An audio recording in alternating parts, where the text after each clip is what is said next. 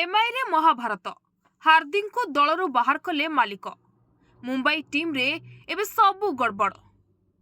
Mumbai Indians fans को पाई एक बहुत बड़ एवं चकित कला भली खबर सामना को आसी।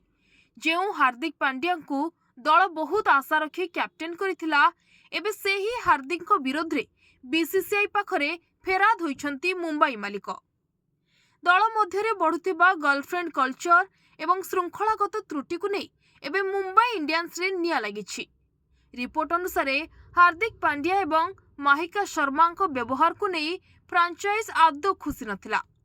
दलर खराब प्रदर्शन मझिरे एही व्यक्तिगत व्यवहार टीम मैनेजमेंट पई मुंड बिंधार कारण साजिथिला।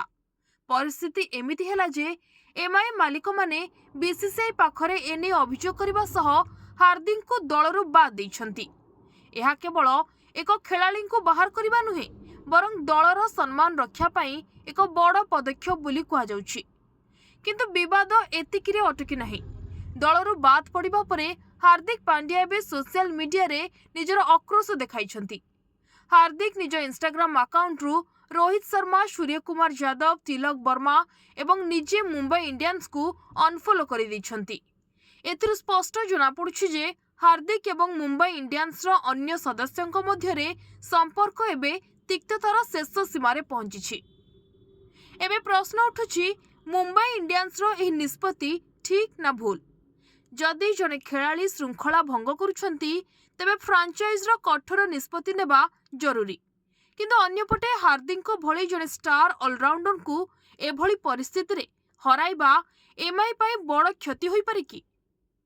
किंतु क्रिकेट रे दलर श्रृंखला सबुठारु गुरुत्वपूर्ण, जहा हुए तो हार्दिक भूली जाइथिले। बंधुगण, आपनको कोन लागुछि? मुंबई इंडियंस हार्दिक को बाहर करी ठीक करिछि कि?